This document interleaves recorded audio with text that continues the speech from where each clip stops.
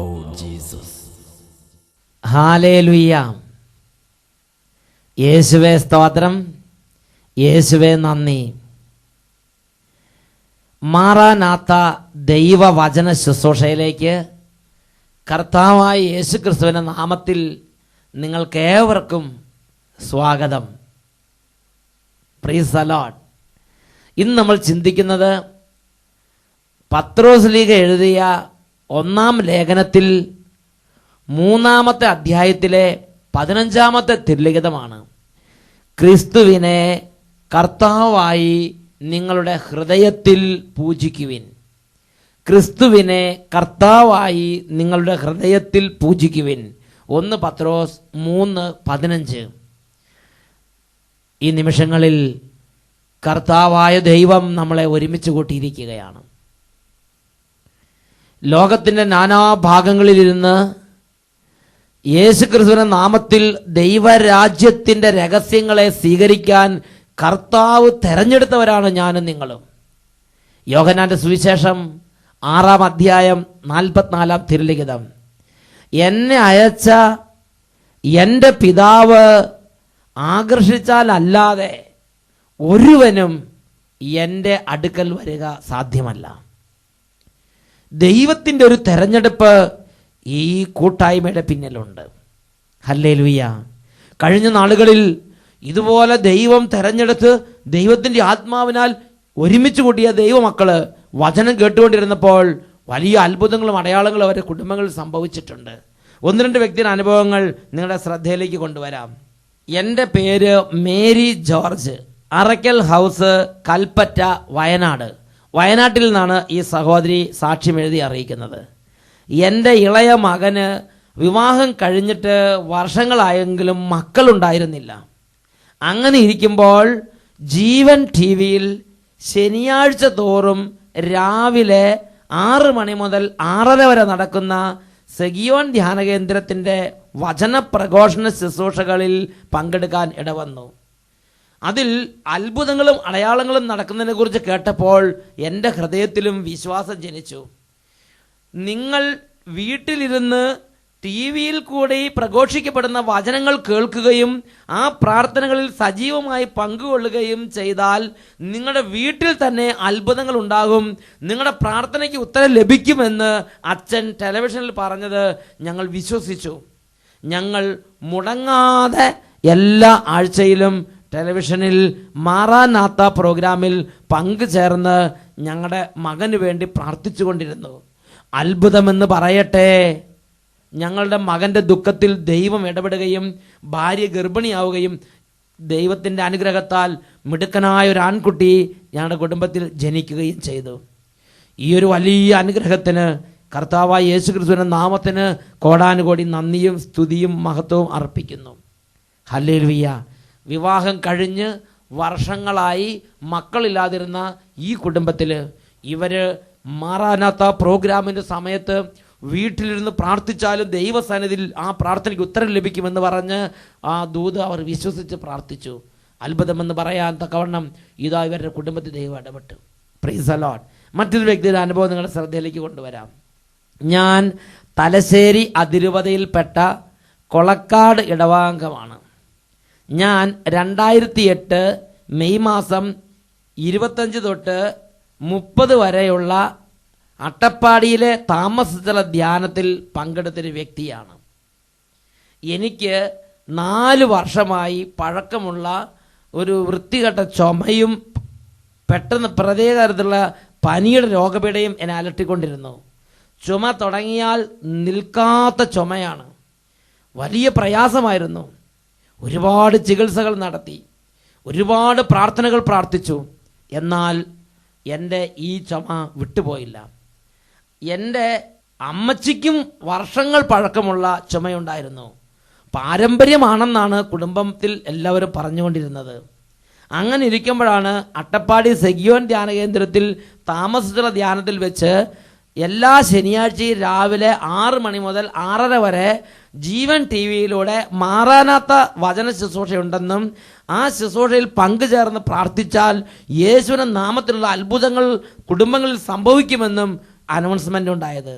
ഞങ്ങൾ ധ്യാനത്തിന് ശേഷം എല്ലാ ശനിയാഴ്ചയും രാവിലെ 6 തൊട്ട് 6:30 വരെയുള്ള വചന ശുശ്രൂഷകളിൽ ജീവൻ ടിവിയുടെ മുമ്പിലിരുന്ന് ടെലിവിഷൻ പ്രോഗ്രാമിൽ പങ്കെടുത്ത് പ്രാർത്ഥിച്ചുകൊണ്ടിരുന്നു. അച്ഛൻ ടി വിയിലൂടെ രോഗങ്ങൾ ഉള്ളവർ ഇരിക്കുന്ന സ്ഥലത്ത് തന്നെ ഇരുന്ന് ആ രോഗങ്ങൾ സമർപ്പിച്ച് യേശുവിനെ നാമം വിളിക്കുമെന്ന് പറഞ്ഞപ്പോൾ ഞാൻ എൻ്റെ ചുമ സമർപ്പിച്ച് കൈകൾ നെഞ്ചത്ത് വെച്ച് യേശുവിനെ നാമത്തെ വിളിച്ചുകൊണ്ടിരുന്നു. അത്ഭുതമെന്ന് പറയട്ടെ, ആ മണിക്കൂറിൽ ദൈവത്തിൻ്റെ ശക്തി എൻ്റെ മേൽ വ്യാപരിച്ചു. എൻ്റെ ചുമ, വർഷങ്ങളായുള്ള എൻ്റെ ചുമ തീർത്തും മാറി. പിന്നീട് ഇന്ന് വരെ എനിക്ക് ആ ചുമയുടെ ശല്യം എൻ്റെ മേൽ ഉണ്ടായിട്ടില്ല. പിന്നെ വെറുതെ പോലും ഒന്ന് ചുമയ്ക്കാൻ എൻ്റെ ദൈവം ഇടവരുത്തിയിട്ടില്ല. ഹല്ലേലൂയ, യേശുവേ സ്തോത്രം, യേശുവേ നന്ദി. ഏലിയാമ്മ എന്ന സഹോദരി കൊളക്കാട് ദേശത്ത് നിന്ന് സാക്ഷ്യപ്പെടുത്തുകയാണ്. പിന്നെ വെറുതെ ഒന്ന് ചുമയ്ക്കാൻ പോലും എൻ്റെ ദൈവം എന്നെ ഇടവരുത്തിയിട്ടില്ല എന്ന വിധം അത്ഭുതമായൊരു വിടുതലാണ് ഇപ്പോൾ ഈ സഹോദരി അനുഭവിച്ചു കൊണ്ടിരിക്കുന്നത്. ഹല്ലേലൂയ, യേശുവേ സ്തോത്രം, യേശുവേ നന്ദി. പ്രിയപ്പെട്ട ദൈവമക്കളെ, 2 കരങ്ങളും ദൈവമായ കർത്താവിലേക്ക് ഉയർത്തുക. ഇത് അത്യുന്നതമായ ആത്മാവ് പ്രവഹിക്കുന്ന സമയമാണ്. രോഗിയായിട്ടുള്ളവർ ഇപ്പോൾ പ്രാർത്ഥിക്കട്ടെ. മനം തകർന്നിരിക്കുന്നവർ ഇപ്പോൾ പ്രാർത്ഥിക്കട്ടെ. കുടുംബ പ്രശ്നങ്ങൾ വളരെ ക്ലേശം അനുഭവിക്കുന്നവർ ഇപ്പോൾ പ്രാർത്ഥിക്കട്ടെ. പഠിക്കുമ്പോൾ ഒന്ന് ഓർമ്മ നിൽക്കാത്ത കുഞ്ഞുങ്ങൾ ഇപ്പോൾ പ്രാർത്ഥിക്കട്ടെ. വിശ്വാസം നഷ്ടപ്പെട്ടു പോയ യുവതിവാക്കന്മാർ ഇപ്പോൾ പ്രാർത്ഥിക്കട്ടെ. ഓരോ കുടുംബ പ്രശ്നങ്ങളുടെ മേലും അത്ഭുതമായ ആത്മാവിൻ്റെ പ്രവാഹം കർത്താവ് നൽകുന്ന സമയമാണിത്. കരങ്ങൾ ഉയർത്തി നിങ്ങൾ ഓരോരുത്തരിയ്ക്കുന്ന സ്ഥലങ്ങളിൽ തന്നെ ഇരുന്ന് കണ്ണുകൾ അടച്ച് ഉറക്കെ സ്തുതിച്ച് ആത്മാഭിഷേകം പ്രാപിക്കുക. Hallelujah, hallelujah, hallelujah, hallelujah. ഓ പരിശുദ്ധാത്മാവേ, സ്ലേഹന്മാരിൽ വ്യാപരിച്ചതുപോലെ, ആദിമസഭയിൽ നിറഞ്ഞതുപോലെ, രക്തസാക്ഷികളുടെ മേൽ വ്യാപരിച്ചതുപോലെ ദൈവജനത്തെ ഉണർത്തിയ പരിശുദ്ധാത്മാവേ, ഇപ്പോൾ വ്യാപരിക്കണമേ, ഇപ്പോൾ വ്യാപരിക്കണമേ.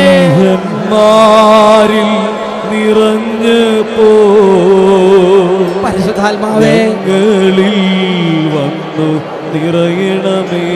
എല്ലാവരും ചേർന്ന് പ്രാർത്ഥിക്കുന്നു. നിറഞ്ഞപ്പോ ദൈവത്തിന്റെ ആത്മാവേ വന്നു നിറയണമേ. എല്ലാ മക്കളും പ്രാർത്ഥിക്കട്ടെ. സ്ലീഹന്മാരിൽ നിറഞ്ഞപ്പോ ശക്തിയേ, ഞങ്ങളിൽ അത്ഭുത അഭിഷേകമേ നിറയണമേ, ഇപ്പോൾ വ്യാപരിക്കണമേ. സ്ലീഹന്മാരിൽ നിറഞ്ഞപ്പോ ഞങ്ങളിൽ അത്ഭുതകരമായ അഭിഷേകം, ഉണർവിന്റെ അഭിഷേകം, സൗഖ്യത്തിന്റെ അഭിഷേകം വ്യാപരിക്കും. രോഗികൾ സൗഖ്യം, ബന്ധനങ്ങൾ അഴിയട്ടെ, പൈശാചിക പീഡകൾ വിട്ടുപോകട്ടെ, പാരമ്പര്യ രോഗങ്ങൾ വിട്ടുമാറി പോകട്ടെ, എല്ലാ തലമുറയുള്ള ബന്ധനങ്ങൾ അഴിഞ്ഞു മാറട്ടെ, ശാപക്കെട്ടുകൾ അഴിയട്ടെ കർത്താവേ, രോഗബന്ധനങ്ങൾ അഴിയട്ടെ കർത്താവേ, എല്ലാ തിന്മയുടെ കോട്ടകൾ തകരട്ടെ കർത്താവേ, അന്ധകാരത്തിന്റെ കോട്ടകൾ തകരട്ടെ കർത്താവേ, പൈശാചിക പീഡകൾ വിട്ടുപോട്ടെ കർത്താവേ, പാരമ്പര്യ ബന്ധനങ്ങൾ അഴിയട്ടെ കർത്താവേ, സാമ്പത്തിക കടബാധ്യത കെട്ടുകൾ അഴിയട്ടെ കർത്താവേ, ബിസിനസ് പരാജയത്തിന്മേൽ ദൈവശക്തി വ്യാപരിക്കട്ടെ. Hallelujah, hallelujah. ആത്മാവേ, ആത്മാവേ, അത്ഭുത അഭിഷേകമായി വ്യാപരിക്കണമേ. തളർന്ന മനസ്സുകൾ ഉണരട്ടെ, തളർന്ന മനസ്സുകൾ ഉണരട്ടെ, തളർന്ന ജീവിതങ്ങൾ പുതുജീവൻ പ്രാപിക്കട്ടെ, പുതുശക്തി പ്രാപിക്കട്ടെ. Hallelujah, hallelujah, hallelujah. യേശുവേ ആരാധന, ആരാധന. യേശുവേ സ്തോത്രം, യേശുവേ നന്ദി, യേശുവേ സ്തോത്രം, യേശുവേ നന്ദി. Praise the Lord. ഹല്ലേലൂയ. പത്രോസിലേക്ക് എഴുതിയ 1-ാം ലേഖനം 3-ാം അധ്യായം 15-ാം തിരുലിഖിതം. ക്രിസ്തുവിനെ കർത്താവായി നിങ്ങളുടെ ഹൃദയത്തിൽ പൂജിക്കുവിൻ. പ്രിയപ്പെട്ട സഹോദരങ്ങളെ, ഈ വചനങ്ങൾ എൻ്റെയും നിങ്ങളുടെയും സമസ്ത മനുഷ്യരുടെയും ജീവിതത്തിൻ്റെ ഭാഗധേയം നിർണയിക്കുന്ന ദൈവവചനമാണ്. ക്രിസ്തുവിനെ കർത്താവായി നിങ്ങളുടെ ഹൃദയത്തിൽ പൂജിക്കുവിൻ. എനിക്കിതിൻ്റെ ആഴങ്ങൾ വെളിപ്പെട്ട് കിട്ടിയ ഒരു സംഭവം നിങ്ങളോട് ഞാൻ പറയാം. ഒരു ദിവസം സെഗിയോൻ ധ്യാനകേന്ദ്രത്തിൽ ഒരു നല്ലൊരു ചെറുപ്പക്കാരൻ ധ്യാനിക്കാൻ വന്നു. ആ ചെറുപ്പക്കാരൻ സൽസ്വഭാവിയാണ്. ആ ചെറുപ്പക്കാരൻ അനേക സൽപ്രവൃത്തികൾ ചെയ്യുന്ന മനുഷ്യനാണ്. നാട്ടുകാർക്കെല്ലാം കണ്ണിലുണ്ണിയാണ്. പ്രിയപ്പെട്ട സഹോദരങ്ങളെ, എന്നാൽ അദ്ദേഹം ധ്യാനകേന്ദ്രത്തിൽ ധ്യാനിക്കാൻ വന്നപ്പോൾ അദ്ദേഹത്തിൻ്റെ ശരീരത്തിൻ്റെ മുറിവുകളെല്ലാം കൂടി എന്നെ കാണിച്ച്, ശരീരത്തിൽ ഒരുപാട് ക്ഷതങ്ങൾ, ആരോ ക്രൂരമായി അടിച്ച് മുറിവേൽപ്പിച്ച പാടുകളൊക്കെ ഉണ്ട്. ഞാൻ ചോദിച്ചു, ഇതാരാണ് ഈ ശരീരം ഇതുപോലെ തകർത്ത് തരിപ്പണമാക്കിയത്? അപ്പോൾ ആ ചെറുപ്പക്കാരൻ പറഞ്ഞു, അച്ഛാ, എനിക്ക് സഹിക്കാൻ പറ്റാത്ത വേദനയുണ്ട്. ശരീരത്തിലെ വേദനയേക്കാൾ മനസ്സിനാണ് അച്ഛാ വേദന. ഞാൻ ചോദിച്ചു, എന്താ കാരണം? ആ ചെറുപ്പക്കാരൻ സംഭവങ്ങളെല്ലാം വിവരിച്ചു. സംഭവം ഇതാണ്: ഒരു പ്രോഗ്രാം കഴിഞ്ഞ് അദ്ദേഹം ഒരു തിയേറ്ററിൽ നിന്ന് ഇറങ്ങി വരികയാണ്. അപ്പോൾ ഈ പ്രോഗ്രാമിൽ തന്നെ പങ്കെടുത്തിരുന്ന മറ്റൊരു വ്യക്തിയും ആ തിയേറ്ററിൽ പ്രോഗ്രാം കഴിഞ്ഞ് ഇറങ്ങി വരികയാണ്. അങ്ങനെ ഇറങ്ങി വരുന്ന സമയത്ത് ഈ ചെറുപ്പക്കാരൻ്റെ മേൽ ആ രാക്ഷസനെ പോലുള്ള മഹാഭീകരനായ വ്യക്തി ക്രൂരം ആഞ്ഞ് മർദ്ദിക്കുകയും അടിക്കുകയും ചവിട്ടുകയും ചെയ്യുകയാണ്. ആ രാക്ഷസനെ പോലുള്ള മനുഷ്യൻ്റെ കയ്യിലുണ്ടായിരുന്ന ഹെൽമറ്റ് കൊണ്ട് ഈ ചെറുപ്പക്കാരനെ ക്രൂരമായി അടിച്ചു വീഴ്ത്തി. ഒറ്റ അടി കൊണ്ട് തന്നെ, ഹെൽമറ്റ് കൊണ്ട് ഒറ്റ അടി കെട്ടിയപ്പോൾ തന്നെ ഈ ചെറുപ്പക്കാരൻ നിലംപതിച്ച്. അങ്ങനെ അദ്ദേഹം നിലംപതിച്ച് കിടക്കുമ്പോൾ വീണ്ടും അദ്ദേഹത്തെ ചവിട്ടുകയും ഇടിക്കുകയും ചെയ്ത് ആ ഭീകരനായ മനുഷ്യൻ അദ്ദേഹത്തിൻ്റെ കോപം തീർത്ത് അദ്ദേഹത്തെ മർദ്ദിച്ച് അവശനാക്കി. കാരണം ഇതാണ്: ആ രാക്ഷസനെ പോലുള്ള മനുഷ്യൻ്റെ ഭാര്യയെ ആരോ എന്തോ ഡിസ്റ്റർബ് ചെയ്തു. അപ്പോൾ ഈ രാക്ഷസനെ പോലുള്ള മനുഷ്യന് ഈ ചെറുപ്പക്കാരനെ കാണുമ്പോൾ ഇദ്ദേഹം തന്നെയാണ് അത് ചെയ്തത് എന്ന് 100% അങ്ങോട്ട് തോന്നുകയാണ്. അതുകൊണ്ടാണ് ഈ ക്രോധമെല്ലാം അദ്ദേഹത്തിന് മേൽ അഴിച്ചുവിട്ടത്. പ്രിയപ്പെട്ട സഹോദരങ്ങളെ, പിന്നീട് അത് പോലീസ് കേസായി. പലരും ഇടപെട്ടു, പോലീസ് വന്നു, അന്വേഷണം നടത്തി. അപ്പോൾ മനസ്സിലായി 4 ചെറുപ്പക്കാർ വേറെ ഉണ്ടായിരുന്നു, അവരാണ് ഈ ശല്യം ചെയ്തത്. എന്നാൽ മർദ്ദനം മുഴുവനും നിരപരാധിയായ ഈ നമ്മുടെ ചെറുപ്പക്കാരന് കിട്ടി. ഈ ചെറുപ്പക്കാരനാണെങ്കിൽ പ്രോഗ്രാം കഴിഞ്ഞിട്ട് യേശുവേ സ്തോത്രം, യേശുവേ നന്ദി എന്ന് പറഞ്ഞ് യാതൊരു ഉപദ്രവം ആർക്കും ചെയ്യാതെ പോരുമ്പോഴാണ് പോത്തിരി അടി വീഴുന്നത്. അദ്ദേഹം പറഞ്ഞു, അച്ഛാ, 21 ദിവസം ഹോസ്പിറ്റലിൽ കടന്നിട്ടുണ്ട്. ശരീരം മുഴുവൻ ക്ഷതങ്ങളും അതൊക്കെ സ്റ്റിച്ചിട്ട പാടുകളുമാണ്. അദ്ദേഹം പറഞ്ഞു, അച്ഛാ, എനിക്ക് 3 ആൺമക്കളുണ്ട്. അവർ 8ാം ക്ലാസ്സിലും 6ലും 4ലൊക്കെ ആയിട്ട് പഠിച്ചുകൊണ്ട് ഇംഗ്ലീഷ് മീഡിയത്തിൽ പഠിച്ചുകൊണ്ടിരിക്കുകയാണ്. നല്ലൊരു പേരുള്ള കുടുംബത്തിൽ നിന്നാണ് എൻ്റെ ഭാര്യ. അങ്ങനെ എൻ്റെ ഇടവകയിൽ ഞാൻ കാറ്റഗിസം പഠിപ്പിക്കുന്നത്. കാറ്റഗിസം ഹെഡ് മാസ്റ്ററാണ്, നാട്ടുകാർക്ക് കണ്ണിലുണ്ണിയാണ്. ഈ ഒരു സംഭവം എൻ്റെ മനസ്സിനെ തകർത്ത് കളഞ്ഞച്ചാ. ഇനി ഞാൻ എങ്ങനെ ഒരു നാട്ടിൽ തലപൊക്കി നടക്കും? പ്രിയപ്പെട്ട സഹോദരങ്ങളെ, എങ്കിൽ ചെറുപ്പക്കാരൻ അങ്ങനെ വേദനിച്ചിരിക്കുമ്പോൾ എനിക്കും വലിയ വിഷമായി. ഞാൻ ദൈവസന്നിധി പ്രാർത്ഥിച്ചു, ദൈവമേ, ഇങ്ങനെയൊക്കെ നിരപരാധികൾ സഹിക്കാൻ എന്തുകൊണ്ട് ഇടവരുന്നു? അപ്പോൾ ദൈവത്തിൻ്റെ പരിശുദ്ധാത്മാവ് എൻ്റെ മനസ്സിൽ ഒരു പ്രേരണ തന്നു, എൻ്റെ മനസ്സിൽ ഒരു തോന്നിപ്പ് തന്നു. പരിശുദ്ധാത്മാവ് ചോദിച്ചു, ഈ പ്രശ്നത്തിൽ 100% നിരപരാധിയാണ്, എന്നാൽ ഇതിനു മുമ്പ് എന്നെങ്കിലും ഇങ്ങനെയുള്ള എന്തെങ്കിലും തരത്തിലുള്ള ശല്യങ്ങൾ ആർക്കെങ്കിലും ചെയ്തിട്ടുണ്ടോ? ഞാൻ ആ ചെറുപ്പക്കാരനോട് ചോദിച്ചു, ചെറുപ്പക്കാരാ, പരിശുദ്ധാത്മാവ് ഇങ്ങനെ ഒരു പ്രേരണ തരുന്നുണ്ട്, ഇതിനു മുമ്പ് എന്തെങ്കിലും, ഇപ്പം 100% നിരപരാധി, സംശയമില്ല, ഉറപ്പ്, എന്നാൽ പണ്ട് എന്നെങ്കിലും വല്ല അറിയാതെയോ എപ്പോഴെങ്കിലും എന്തെങ്കിലും കുസൃതികൾ ചെയ്തിട്ടുണ്ടോ? ഉടനെ ആ ചെറുപ്പക്കാരൻ തല പതുക്കെ താഴത്തോട്ടാക്കിയിരുന്ന് ചിന്തിക്കുകയാണ്. എന്നിട്ട് അദ്ദേഹം ആത്മഹത്യ ചെയ്യുകയാണ്. അതിൻ്റെയൊക്കെയാണ് ഈ വരുന്നതെങ്കിൽ ഇതുകൊണ്ടൊന്നും നിൽക്കുമെന്ന് തോന്നണില്ല. പ്രിയപ്പെട്ട സഹോദരങ്ങളെ, ഞാൻ ആ ചെറുപ്പക്കാരനോട് പറഞ്ഞു, ചെറുപ്പക്കാരാ ഭയപ്പെടണ്ട, ഇതിൻ്റെ പേരാണ് ഫസ്റ്റ് ഇൻസ്റ്റാൾമെൻറ്റ്, ഫസ്റ്റ് ഫ്രൂട്ട്, ഇനി ബാക്കി കൊയ്ത്ത് വരാനിരിക്കണുള്ളൂ എന്ന് പറഞ്ഞു. പ്രിയപ്പെട്ട സഹോദരങ്ങളെ, ഇത് നിസ്സാരമായ സംഗതിയല്ല. ആ ചെറുപ്പക്കാരൻ പറയുകയാണ്, എൻ്റെ അച്ഛാ, കല്യാണം കഴിച്ചതിന് ശേഷം പിന്നെ ഇന്ന് വരെ ഞാൻ ഒരാളെയും ഒരു സ്ത്രീയെയും ശല്യം ചെയ്യാൻ പോയിട്ടില്ല. എന്നാൽ കല്യാണം കഴിക്കുന്നത് വരെയൊക്കെ അല്ലറ ചില്ലറ ഏർപ്പാടുകളൊക്കെ ഉണ്ടായിരുന്നു. അദ്ദേഹം നോക്ക്, ഇന്ന് യാതൊരു ശല്യവും ആർക്കും ചെയ്യാതെ സമാധാന പ്രിയനായി ജീവിച്ചുകൊണ്ടിരിക്കുകയാണ്. എന്നാൽ ഇതാ അദ്ദേഹത്തിൻ്റെ ജീവിതത്തിൽ അദ്ദേഹം മനസ്സാവാച അറിയാത്ത കാര്യങ്ങൾക്ക് കഠിനമായ പ്രഹരം വരികയാണ്. എന്താ അതിൻ്റെ മർമ്മം? അത് ബൈബിളിൽ രേഖപ്പെടുത്തിയിട്ടുണ്ട്. പ്രഭാഷകന്റെ പുസ്തകം 27:10, സിംഹം ഇരയ്ക്ക് വേണ്ടി പതിയിരിക്കുന്നു, പാപം പാപിക്ക് വേണ്ടി കാത്തിരിക്കുന്നു. ഞാനും നിങ്ങളൊരു പാപം ചെയ്താൽ സിംഹം ഇരയ്ക്ക് വേണ്ടി പതിയിരിക്കുന്നത് പോലെ എൻ്റെയും നിങ്ങളുടെയും ജീവിതത്തിൽ ഈ പാപം എനിക്കും നിങ്ങൾക്കും വേണ്ടി കാത്തിരിക്കുന്നുണ്ട്. എന്തിനു വേണ്ടിയിട്ടാ? എനിക്കും നിങ്ങൾക്ക് ആ ശമ്പളം തരണം. പാപത്തിന് ശമ്പളമുണ്ട്. പാപത്തിൻ്റെ ശമ്പളമാണ് മരണം. ഞാനും നിങ്ങളും ചെയ്ത പാപത്തിൻ്റെ ശമ്പളം എനിക്കും നിങ്ങൾക്ക് അളന്നു തരാൻ വേണ്ടി ഇന്നല്ലെങ്കിൽ നാളെ ഞാനും നിങ്ങളും ചെയ്ത പാപം നമ്മുടെ ജീവിതത്തിലേക്ക് തിരിച്ചു വരിക തന്നെ ചെയ്യും. മരിക്കുന്നതിന് മുമ്പ് ഞാനും നിങ്ങൾ ചെയ്ത പാപത്തിന് ശമ്പളം ഈ ശരീരത്തിൽ ഞാനും നിങ്ങളും ഏറ്റുവാങ്ങിയേ ഈ ലോകം വിട്ടു പോകാൻ കഴിയുകയുള്ളൂ. പാപത്തിന് ശമ്പളമായ മരണം എന്താണെന്ന് ഞാൻ അന്വേഷിച്ചുകൊണ്ടിരിക്കുമ്പോൾ റോമാലേഖനം 2:9 പാപത്തിന്റെ ശമ്പളമായ മരണത്തെക്കുറിച്ച് ഒരു പ്രതിപാദനം കണ്ടു. അത് നമ്മൾ വായിക്കുന്ന ഇങ്ങനെയാണ്: തിന്മ പ്രവർത്തിക്കുന്ന ഏതൊരുവനും ആദ്യം യഹൂദനും പിന്നെ ഗ്രീക്കുകാരനും ദുരിതവും ക്ലേശവും ഉണ്ടാകും. തിന്മ പ്രവർത്തിക്കുന്ന ഏതൊരുവനും ആദ്യം യഹൂദനും പിന്നെ ഗ്രീക്കുകാരനും ദുരിതവും ക്ലേശവും ഉണ്ടാകും. വേറൊരു വാക്കി പറഞ്ഞാൽ, ഞാനും നിങ്ങളും പാപം ചെയ്തിട്ടുണ്ടോ? ഉറപ്പാണ് ഇന്നല്ലെങ്കിൽ നാളെ പാപം തിരിച്ചു വന്ന് പാപത്തിൻ്റെ ശമ്പളം എനിക്കും നിങ്ങൾക്കും ഇട്ടുതരും. പാപത്തിൻ്റെ ശമ്പളം എനിക്ക് നിങ്ങൾക്ക് ലഭിക്കുന്ന ആ രൂപത്തിൻ്റെ പേരാണ് ദുരിതം, ക്ലേശം. ദുരിതമായും ക്ലേശമായും അത് എൻ്റെയും നിങ്ങളുടെയും ജീവിതത്തിലേക്ക് പെയ്തിറങ്ങുക തന്നെ ചെയ്യും.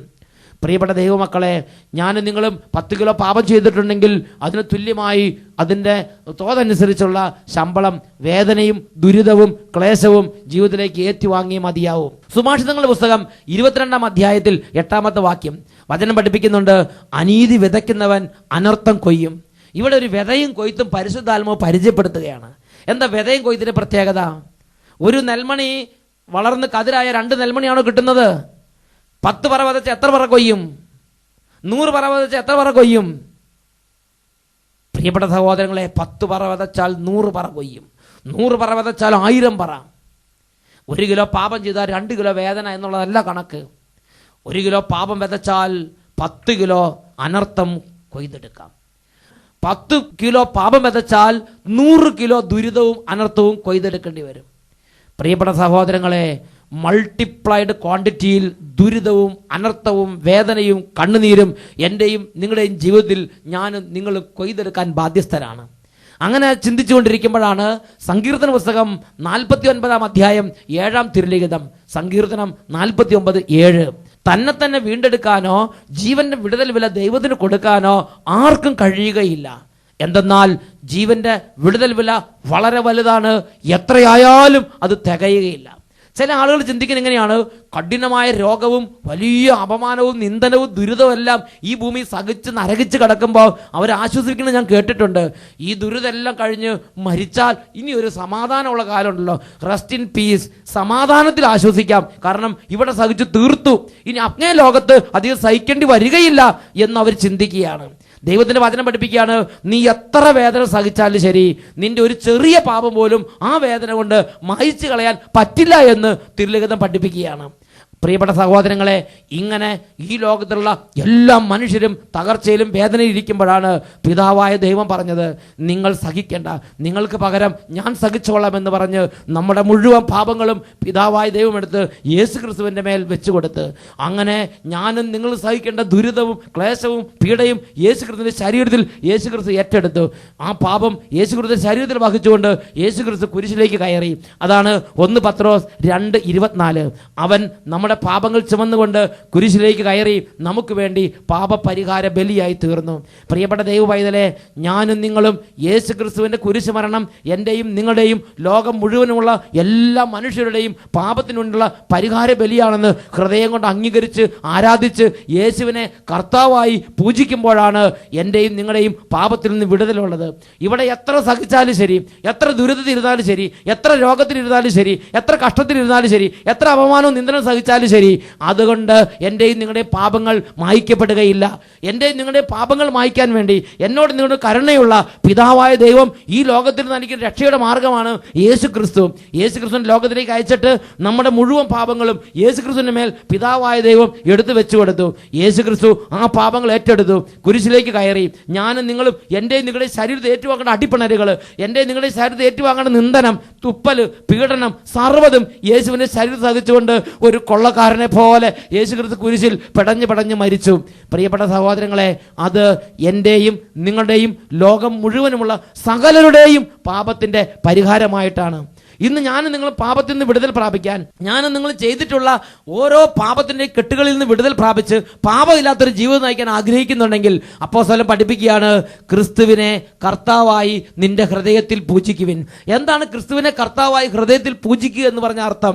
ക്രിസ്തുവിനെ കർത്താവായി ഹൃദയത്തിൽ പൂജിക്കുക എന്ന് പറഞ്ഞാൽ അതിന്റെ അർത്ഥം ഇതാണ്: യേശു ഈ ലോകത്തിലേക്ക് വന്നത് എൻ്റെ പാപങ്ങൾ കൂടി ഏറ്റെടുക്കാൻ വേണ്ടിയാണെന്നും, യേശു എൻ്റെ മുഴുവൻ പാപങ്ങളും അവിടുത്തെ ശരീരത്തിൽ ഏറ്റെടുത്തുവെന്നും, യേശു ഞാൻ സഹിക്കേണ്ട മുഴുവൻ വേദനയും എനിക്ക് വേണ്ടി പകരക്കാരനായി സഹിച്ചുവെന്നും, യേശുവിന്റെ കുരിശ് മരണത്തിന്റെ യോഗ്യതയാൽ എൻ്റെ എല്ലാ പാപങ്ങളും ക്ഷമിക്കപ്പെട്ടിരിക്കുന്നുവെന്നും, ഇന്ന് ഞാൻ യേശുവിനെ വിശ്വസിച്ച് അനുദപിച്ച് കുമ്പസാരത്തിൽ പാപം ഏറ്റുപറഞ്ഞാൽ ഏറ്റുപറയുന്ന ഓരോ പാപങ്ങളും എന്നേക്കുമായി മായ്ക്കപ്പെടുമെന്നും, എൻ്റെ യേശു എൻ്റെ പാപപരിഹാര ബലിയാണെന്നും ഞാൻ വിശ്വസിക്കണം. കണ്ണുകൾ അടച്ച് രണ്ട് കരങ്ങൾ ഉയർത്തട്ടെ. രണ്ട് കള്ളന്മാരുടെ മധ്യേ കുരിശിൽ കടന്ന് പടഞ്ഞ് ചോരയിൽ കുതിർന്ന് കീറിമുറിക്കപ്പെട്ട ശരീരവുമായി നഗ്നനായി പീഡനം സഹിച്ച് നിന്ദിതനായി അപമാനിതനായി തകർന്നു കിടക്കുന്ന യേശു ക്രിസ്തുവിനെ കാണുക. അവൻ കുരിശിൽ കടന്ന് പടഞ്ഞ് മരിച്ചത് സ്വന്തം പാപത്തിന് വേണ്ടിയല്ല. അവൻ ഒരിക്കലും പാപം ചെയ്തിട്ടില്ല. എന്നാൽ നമ്മുടെ പാപങ്ങൾ പിതാവായ ദൈവം യേശുവിന്റെ മേൽ എടുത്തു വെച്ചു. യേശു ക്രിസ്തുവിനെ ഉൾക്കണ്ണുകൾ കൊണ്ട് കാണുക. യേശു ക്രിസ്തുവിനെ ഉൾക്കണ്ണുകൾ കൊണ്ട് കാണുക. ആ യേശുവിനെ രക്ഷിതാവായി ആരാധിക്കുക. യേശുവേ, അവിടുന്നാണ് എൻ്റെ പാപങ്ങൾ ഏറ്റെടുത്തത്. യേശുവേ, അവിടുന്നാണ് എൻ്റെ പാപങ്ങൾക്ക് വേണ്ടി കുരിശിൽ മരിച്ചത്. യേശുവേ, അവിടുന്നാണ് എനിക്ക് വേണ്ടി തകർന്നത്. യേശുവേ, അവിടുന്നാണ് എനിക്ക് വേണ്ടി മരിച്ചത്. അവിടുത്തെ കുരിശ് മരണം എൻ്റെ എല്ലാ പാപങ്ങൾക്കും തക്കതായ പാപപരിഹാരമാണ്. ഞാൻ അങ്ങയെ എൻ്റെ പാപങ്ങളുടെ പരിഹാര ബലിയായി അംഗീകരിക്കുന്നു, ആരാധിക്കുന്നു. ഇപ്പോൾ യേശുവിനെ ആരാധിക്കുന്നവർക്ക് വിടുതലുണ്ട്. ഇപ്പോൾ യേശുവിനെ ആരാധിക്കുന്നവർക്ക് സൗഖ്യമുണ്ട്. ഇപ്പോൾ യേശുവിനെ ആരാധിക്കുന്നവന് പിശാചുകൾ കൂട്ടത്തോടെ അലറിക്കൊണ്ട് ഓടിപ്പോകുന്നു. ഇപ്പോൾ യേശുവിനെ ആരാധിക്കുന്നവരുടെ മേൽ ദൈവിക അഭിഷേകം വ്യാപരിക്കുന്നു. കരങ്ങൾ ഉയർത്തി സ്തുതിക്കട്ടെ. Hallelujah, hallelujah. ഓ ദൈവമേ, ഈ നിമിഷങ്ങളിൽ യേശുവിനെ കർത്താവായി ആരാധിക്കുന്ന അഭിഷേകം ഈ ദൈവമക്കളുടെ മേൽ നിറയട്ടെ. ഈ ദൈവമക്കളുടെ കുടുംബങ്ങളുടെ മേൽ യേശുവിനെ കർത്താവായി ആരാധിക്കുന്ന അഭിഷേകം നിറയട്ടെ. യേശു ക്രിസ്തുവിനെ മുഴുവൻ പാപങ്ങളുടെയും പാപപരിഹാര ബലിയായി ആരാധിക്കാനുള്ള അഭിഷേകം നിറയട്ടെ. Hallelujah, hallelujah. യേശുവേ ആരാധന, ആരാധന, ആരാധന. യേശുവേ ആരാധന, ആരാധന, ആരാധന. യേശുവേ ആരാധന, ആരാധന. യേശുവേ ആരാധന, ആരാധന. യേശുവേ സ്തോത്രം, യേശുവേ നന്ദി. യേശുവേ സ്തോത്രം, യേശുവേ നന്ദി. ഹല്ലേലൂയ, മറനാഥാ.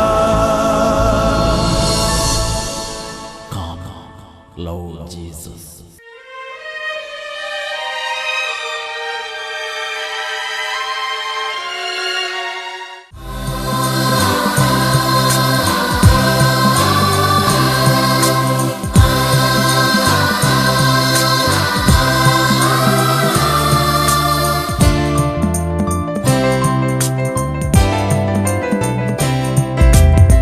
സ്വർഗം തുറന്ന് നാഥനെഴുന്നള്ളും ഈ നിമിഷം പുണ്യ നിമിഷം. സ്വർഗം തുറന്ന് നാഥനെഴുന്നള്ളും ഈ നിമിഷം പുണ്യ നിമിഷം. ജീവനായെഴുന്നള്ളും നാഥനെ ഏകാമങ്ങേക്കാരാധന. ജീവനായെഴുന്നള്ളും നാഥനെ ഏകാമങ്ങേക്കാരാധന. ആരാധന, ആരാധന. വിണ്ണിലെ രാജകുമാര ആരാധന, ആരാധന. വിണ്ണിലെ രാജകുമാര. ഹല്ലേലൂയ. യേശുവേ സ്തോത്രം, യേശുവേ നന്ദി. കുരിശിൽ നമുക്ക് വേണ്ടി പിടഞ്ഞ് മരിച്ച് കല്ലറയിൽ അടക്കം ചെയ്യപ്പെട്ട് ഉയർത്തെഴുന്നേറ്റ് 40-ാം നാൾ സ്വർഗാരോഹണം ചെയ്ത് പിതാവിൻ്റെ വലതുഭാഗത്ത് ഉപവിഷ്ടനായിരിക്കുന്ന രക്ഷിതാവായ യേശു അവൻ വീണ്ടും വരും. അവൻ വീണ്ടും വരും. ഒരിക്കൽ കൂടെ കുരിശിൽ മരിക്കാനല്ല, പിന്നെയോ തന്നെ കാത്തിരിക്കുന്നവരെ, ആകാംക്ഷാപൂർവം തന്നെ കാത്തിരിക്കുന്നവരുടെ രക്ഷയ്ക്ക് വേണ്ടി. ദിവ്യകാരുണ്യ രൂപനായി സഭയിൽ രാജാതിരാജാവ് വസിക്കുന്ന യേശു ക്രിസ്തുവിലേക്ക് ഒരിക്കൽ കൂടെ വീണ്ടും വാനമേഘങ്ങളിൽ മഹിമ പ്രതാപത്തോടെ വരാനിരിക്കുന്ന രക്ഷകനായ യേശു ക്രിസ്തുവിലേക്ക് നമ്മുടെ രണ്ട് കരങ്ങളെ ഉയർത്തി നിഷ്കളങ്കമായ വിശ്വാസത്തോടെ യേശുവിൻ്റെ നാമത്തെ ഉറക്കെ വിളിക്കട്ടെ. യേശുവിൻ്റെ നാമത്തെ വിളിക്കുന്നവർക്ക് അത്ഭുത വിടുതലുണ്ട്, രക്ഷയുണ്ട്. വിളിക്കട്ടെ, യേശുവേ എന്ന് വിളിക്കട്ടെ. ഹാലലുയ്യ, ഹാലലുയ്യ, ഹാലലുയ്യ. ഓ ദൈവമേ, അങ്ങയുടെ നാമം വിളിച്ചപേക്ഷിച്ച് കണ്ണുനീരോടെ പ്രാർത്ഥിക്കുന്ന കുടുംബങ്ങളിലേക്ക് അത്ഭുതകരമായി വിടുതൽ വ്യാപരിച്ചു കൊണ്ടിരിക്കട്ടെ. തലമുറകളെ ബന്ധിക്കപ്പെടുന്ന കുടുംബങ്ങളിൽപ്പെട്ട് വിടുതൽ പ്രാപിക്കട്ടെ കർത്താവേ. ഓ ദൈവമേ, കുഞ്ഞുമക്കൾ അത്ഭുതങ്ങൾ കാണട്ടെ. കുഞ്ഞുമക്കളുടെ വിശ്വാസ മേഖലകളെ ഇപ്പോൾ സ്പർശിക്കണമേ. ഓ ദൈവമേ, കുടുംബങ്ങളിൽ പ്രാർത്ഥനയില്ലാത്ത വിധം തകർന്നു പോയ കുടുംബങ്ങളിൽ ആത്മീയ അഭിഷേകം നിറയട്ടെ. പരിശുദ്ധാത്മ കൃപ ലഭിക്കട്ടെ. ജഡിക പാപത്തിൻ്റെ ബന്ധനം കിടക്കുന്ന കുടുംബങ്ങളെ ഇപ്പോൾ യേശുക്രിസ്തുവിന്റെ നാമത്തിൽ ജഡിക പാപത്തിൻ്റെ ബന്ധനങ്ങളിൽ നിന്ന് വിടിവിക്കുന്നു. 1-ാം പ്രമാണ ലംഘനത്തിൻ്റെയും 6-ാം പ്രമാണ ലംഘനത്തിൻ്റെയും ഓരോ തരത്തിലുള്ള പൈശാചിക പീഡകളുടെയും ബന്ധത്തിരിക്കുന്ന ഓരോ കുടുംബങ്ങളെയും യേശുവിന്റെ നാമത്തിൽ വിടുവിച്ച് പ്രാർത്ഥിക്കുന്നു. ഹാലലുയ്യ, ഹാലലുയ്യ. ജീവിതത്തിൽ ഒരു മേൽഗതിയില്ലാതെ എന്നും തകർച്ച, എന്നും കണ്ണുനീര്, എന്നും രോഗം, എന്നും വഴക്ക്, എന്നും ദുഃഖം, നിരാശയുടെ ബന്ധനത്തിൽ കിടക്കുന്ന ഓരോ കുടുംബങ്ങളെയും യേശുവിന്റെ നാമത്തിൽ വിടുവിക്കുന്നു. ഹാലലുയ്യ, ഹാലലുയ്യ. യേശുവേ ആരാധന, യേശുവേ